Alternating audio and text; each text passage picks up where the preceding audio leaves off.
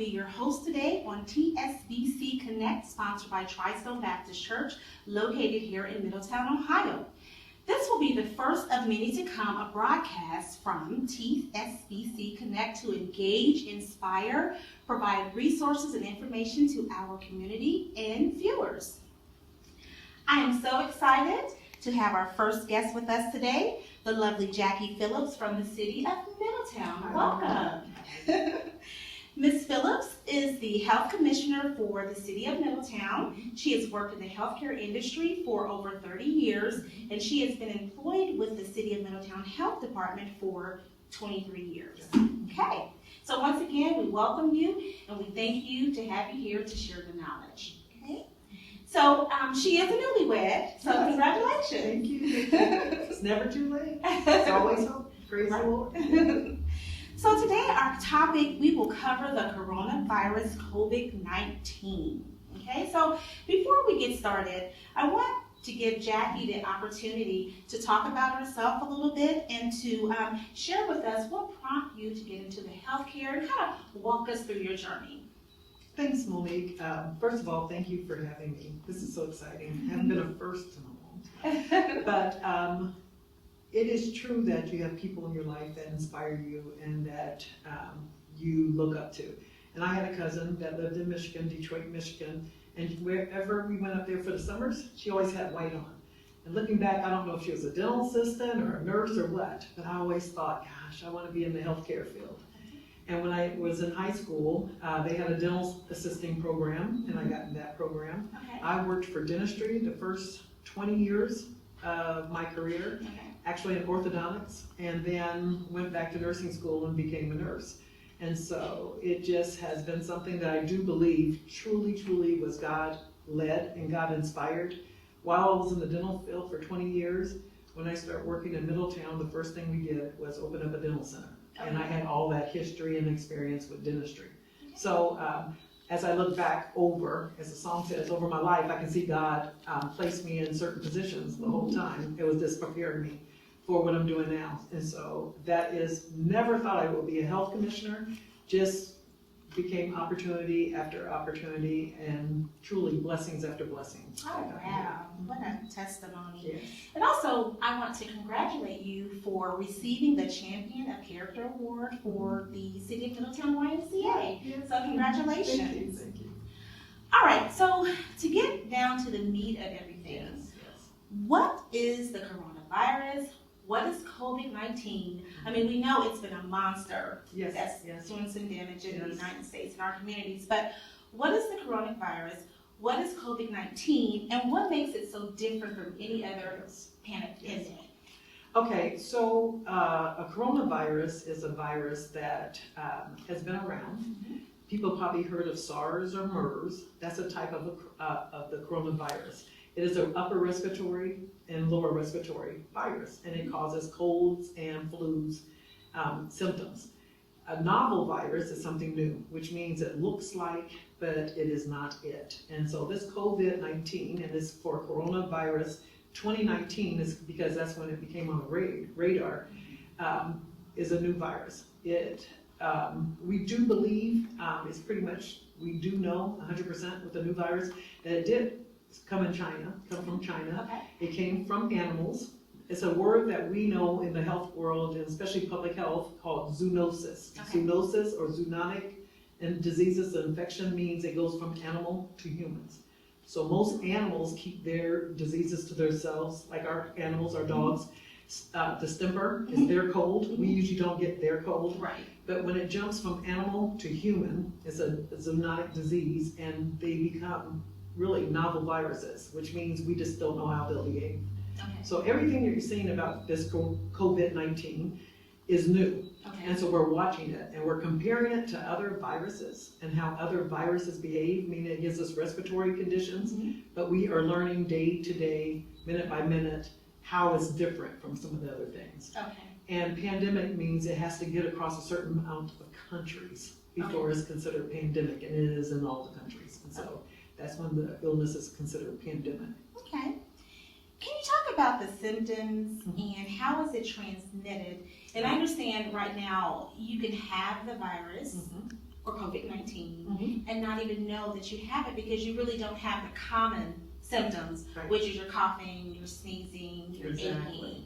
So can you talk about that a little Yes, that's what they noticed. In the very beginning, if you remember, when I say in the very beginning, Middletown started working with COVID on, I'll never forget, January 22nd. bit? Okay. And that's when it first arrived that we started working with the mining university students. You remember that? Mhm. And at first, it was a very tight description.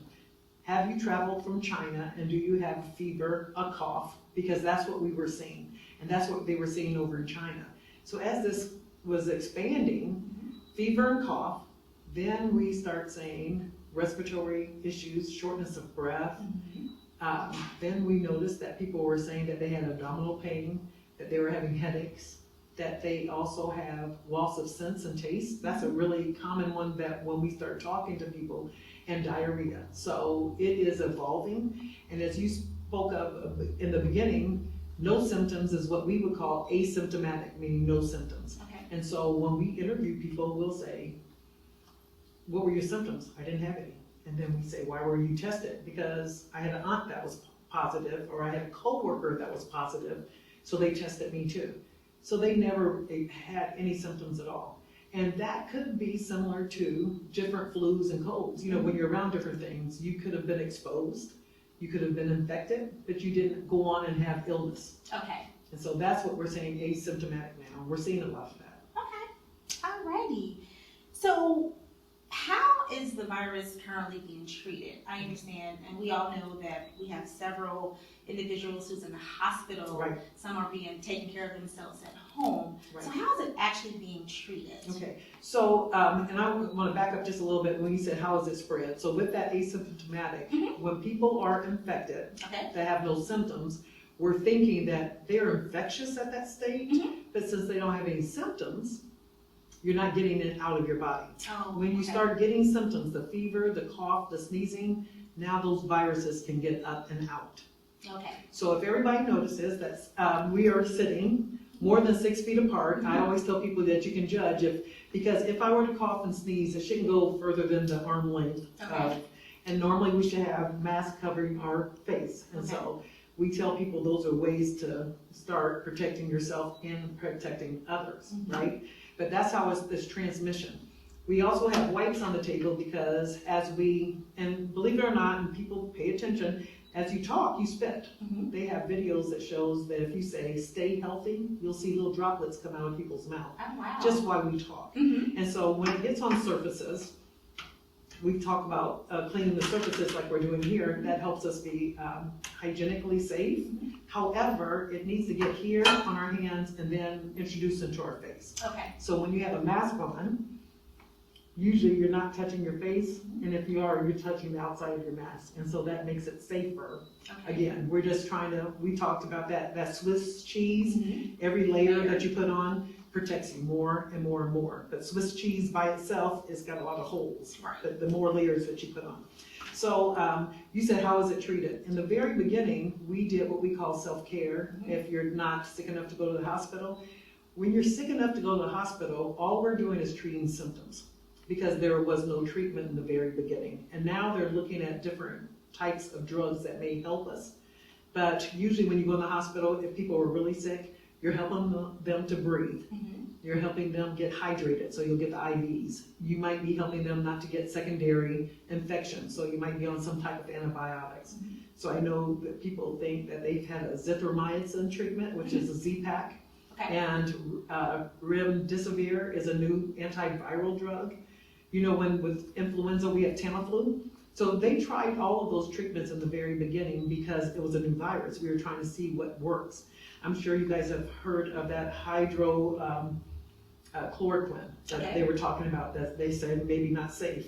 So people were hitting patients with almost anything to help them because they were so gravely ill and they were probably getting ready to die. But they're experimenting now with drugs to see what makes people, have that reversed. Right.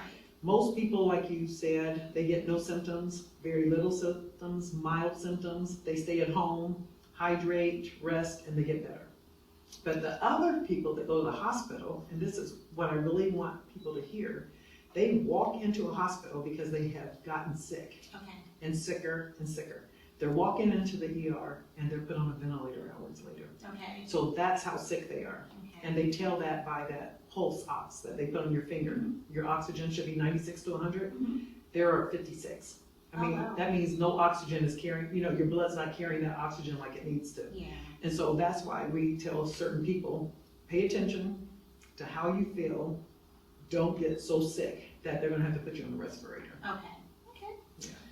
All right. So some of the states, Michigan, Kentucky, Minnesota, California, they're actually doing the stay-at-home protest. Right. And I know it's because of the reform of the economy. That's what they were pushing towards. However, we know that, hey, if everyone's sick, then the economy is not going to boost because everyone's sick. Exactly. So anyway, can you talk about the importance of wearing the mask Right. and understanding the difference between being isolated, being quarantined, and once again, staying 6 feet apart? Right, great. So a little bit about the protest. We are getting some of that in Ohio as well.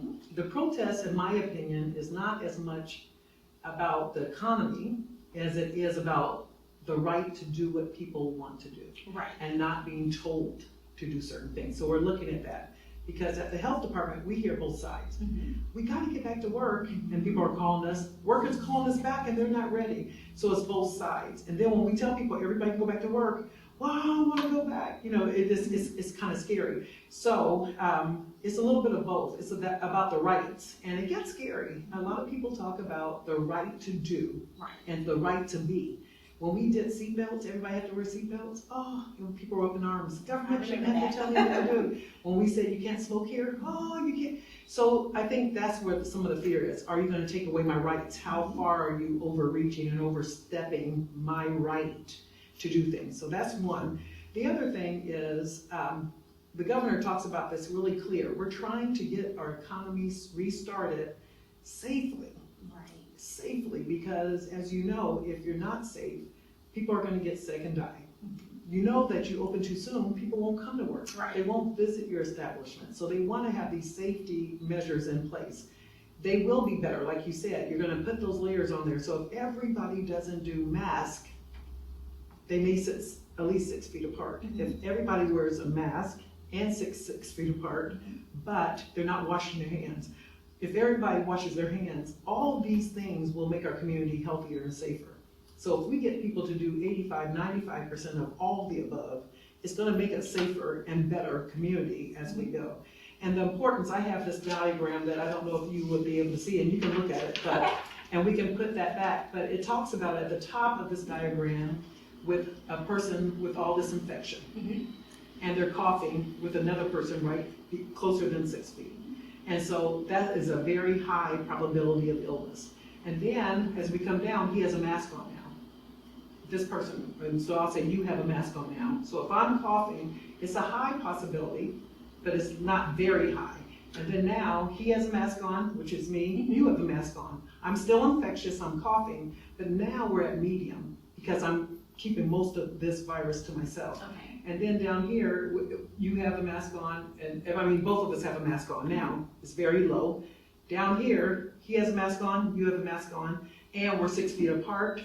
You're very low. And then if you're infectious and you're at home, it's no probability. So that's what we want to tell people, decrease your risk.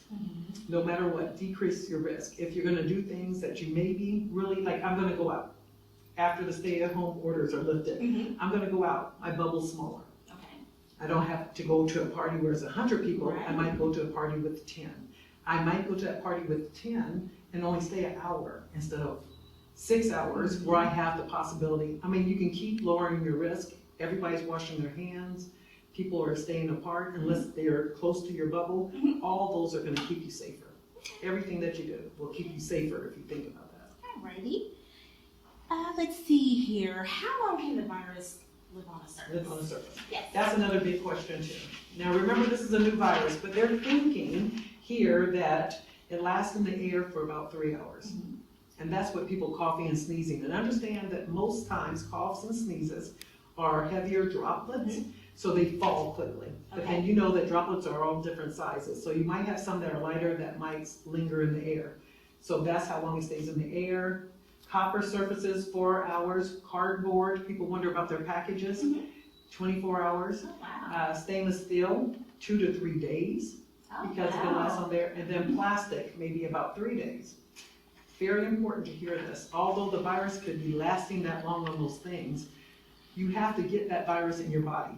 Okay. So that means you're licking the table or licking your cardboard box or trying to sniff it up or whatever. You have to get it inside your Or putting your fingers in your mouth. Putting your fingers in your mouth. Okay. So that's why we say when you get packages, when you're touching things, make sure you do whatever you need to do with it. Wash your hands. Okay. Do whatever else, wash your hands. And that's the simple thing to do. And let it stay on those things because they're going to die off after a while. Okay. So it's not a risk when they're in there. But we tell you to start be hyper vigilant with your hygiene. Well, before we leave the office every day, we clean, we wash our hands. When we come in the morning, we should have a clean office, but at 10 o'clock, we go around and clean the office. Okay. At 12 o'clock, we go around and clean the office, wash our hands before we eat. After we get finished eating, we wash our hands. We're constantly doing that, being mindful. And if I'm not doing it, somebody else is coming behind us. We're always constantly doing those things. That helps us be safer. Right. And I hear that some individuals, when they get home, if they have a garage, they actually take their shoes off. Sometimes they take their clothes off. Right. Just that extra measure. Extra measure. Yeah. You're right. And people were saying that they tested all the shoes in the hospital and the coronavirus was on the bottom of their shoes. Oh, wow. Of course it will be, right? But we're not going to take our shoe and put it in our mouth. Right. So what you have to remember that when you take off your shoe and you're touching the bottom of your shoe, you should immediately wash your hands. Or take off your shoe where it's not on the bottom of your shoe. It just helps you. But understand, God made us, and this is what I have to say, God made us miraculously, right? We have hair in our nose to prevent things get in there, hair back of the back of our throat. We have eyelashes, most of the debris stays on there, and we blink. So those are the reasons we're really protected. So it takes a lot to get into you. So you're usually hit with the virus a lot. Okay. And the people that we find that's exposed have been usually in close contact with another person. Okay. It's not just like they walked down the street and they got it from this other person. They're usually household contacts or employees that work really close together or hospital people that are constantly working in those COVID environments with each other. So we're seeing that they're hit hard, they're being hit hard often. Okay. Yeah. Okay. Alrighty. So this is kind of funny. What types of cleansers do you recommend? Because people, I understand, are making things at home and then they're putting toxics in the air at home. Right. So what's the best type of cleanser?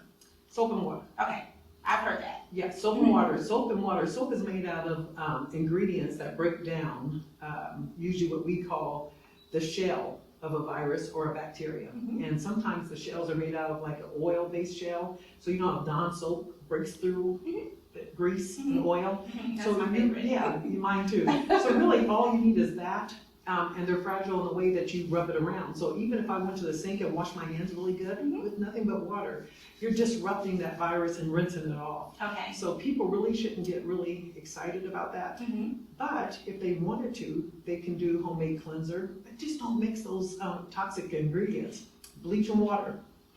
Ammonia and I was water. going to say ammonia. Just don't put all Ammonia and Clorox. Yes, yeah. So you can do those kind of things, but when you start putting those chemicals together, you really could get toxic substances. Yeah. Right.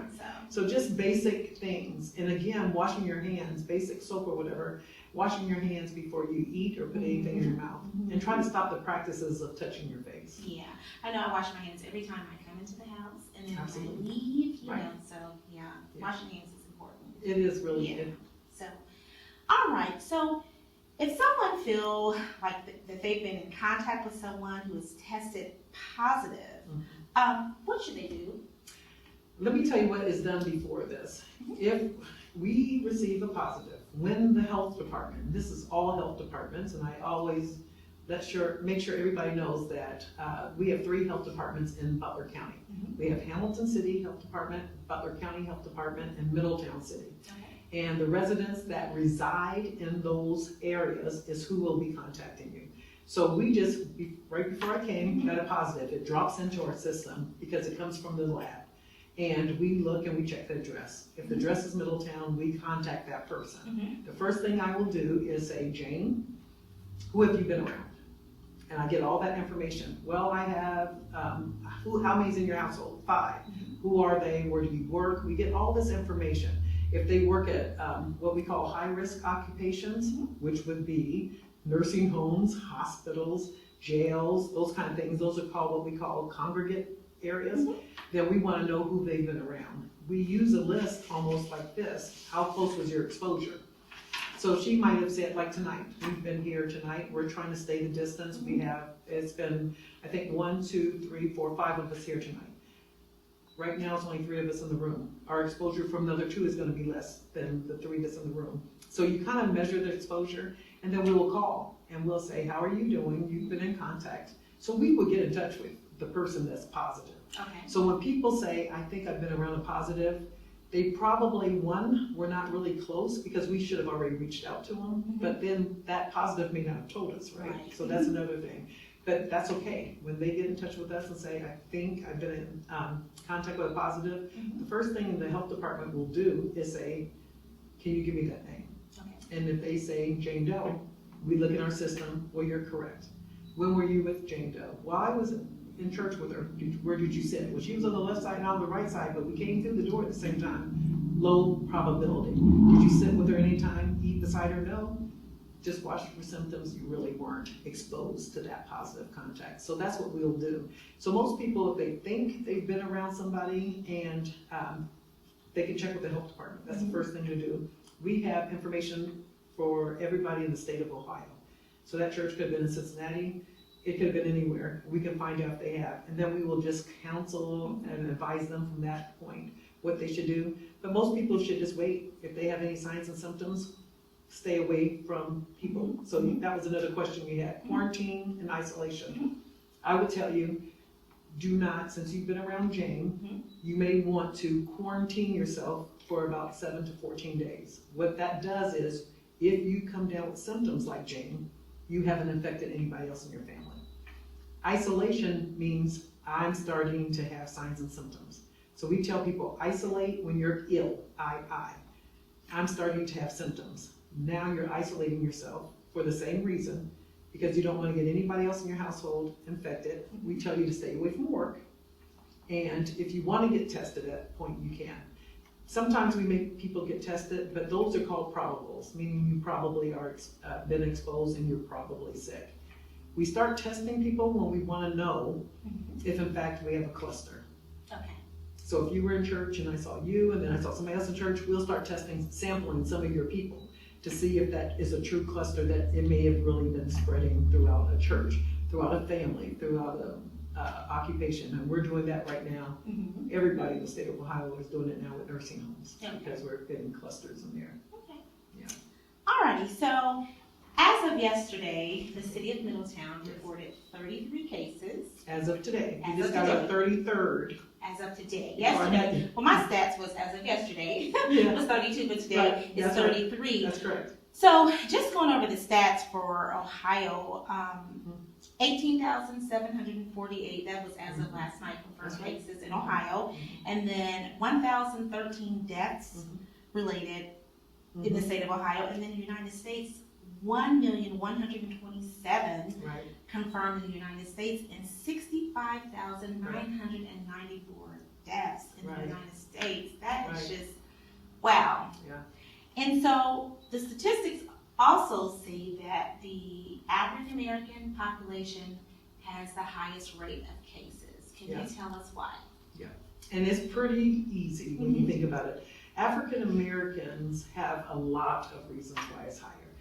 As you know, underlying conditions are, I think they said that in ICUs, between people that are in ICUs, intubated, which means on a respirator, and die, they have 3 type of common denominators: obesity, diabetes, and it's one more. Hold on. Obesity, diabetes, and high blood pressure. Okay. What does that sound like with African Americans and Latinos? We usually have higher rates of those things. Right. And so that's why you'll see we don't fare as well with that. So underlying conditions will cause us to have higher rates of those illnesses. That's one. But also, we are often first responders. We're also first line workers. we're also, I mean, think about it. If you look into the community, how many people are working in plants? How many people are working in factories? How many people are, all those essential people that have to stay at work usually are us. I mean, whether we're a nurse, doctor, work in a hospital, work in dietary, drive the bus, or at Kroger's or whatever, it tends to be us. We do not have the leisure and the luxury often to be those remote employees that can do their jobs at home. They have to be at first. So they're on the front line too, so they're at higher risk of being infected. They can't go back. They have family members they have to take care of. They have maybe no sick pay, so it's a lot of reasons that we are at higher risk. And it's all, we say brown people, so it's African Americans and Latinos or Hispanics. And so all of those reasons, and it's because of the disparities that we have in healthcare and in general. I do believe that we're not predisposed to diseases as much as we are predisposed to social ills. Right. We're in neighborhoods that are not conducive. We may not have health care. We don't have trust in our healthcare systems. Right. All of those factors. Again, that's another Swiss cheese type of thing. Keep laying it on, it becomes thicker and thicker. So it just makes us higher risk to get it. That's why it's really important that we listen to our bodies. We make sure that we don't walk into the ER and on a respirator, right? Because often we'll wait. We need to listen to our bodies, and when things are different, we need to make sure that we're being strong advocates. Call me, we can get you tested, we can get you there to get the help that you need. Okay, that sounds like another topic. Yes. All right, so what information can you share about the COVID-19 and our pets? I am a dog lover. I belong to a fur club, and all of us would be devastated if, our pet was to suffer from this virus. So can you talk about that a little bit? Yes, I can. As you know, this did cross over from animal to human. We are not surprised that, but a little surprised, but we're not surprised when we start seeing this in animals. They don't look as sick as us, but the large animals, like there was in tigers and cats, large cats, was the first time we said, boy, we noticed it because they weren't eating really well, because, they didn't show regular, but they don't eat, and they have coughs and sniffles. And then we start testing cats and lately dogs, and it was a family that had a dog, and it was like 3 people positive, and they said, let's check this.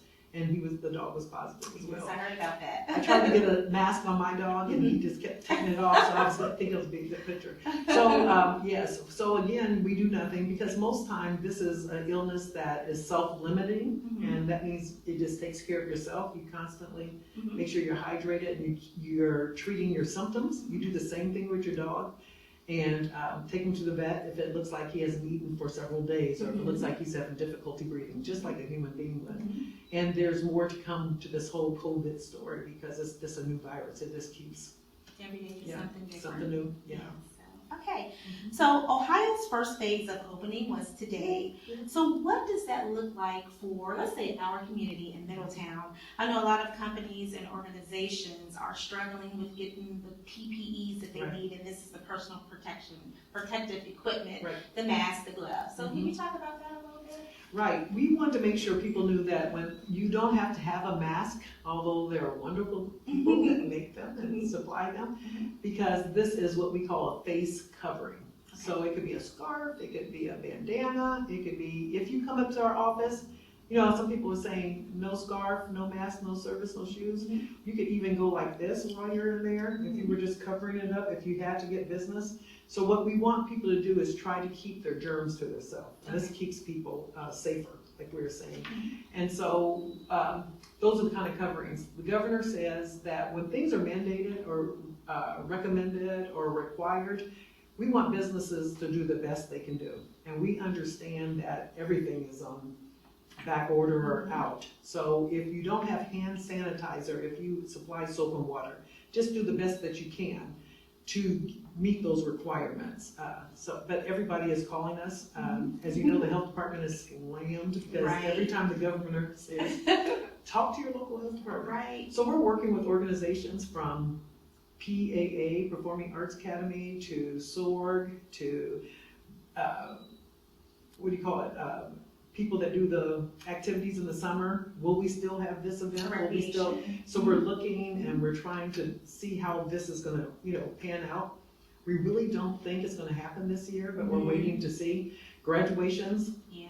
the governor said no, but if you do, virtual is the best way. The second way would be drive-through, and the third way would be a celebration with less than 10. But he really says no, because you know when you bring people together, that usually it's hard not to touch and how to get close. And then when you bring people together for a special occasion like graduation, you want grandma and all the rest of it. It just becomes more than you can really handle. And that's why he's really saying it's better not to do it. Yes. And so that's what we're doing in the health department right now. We're trying to educate people on the new orders. We're trying to explain the whys of the new orders.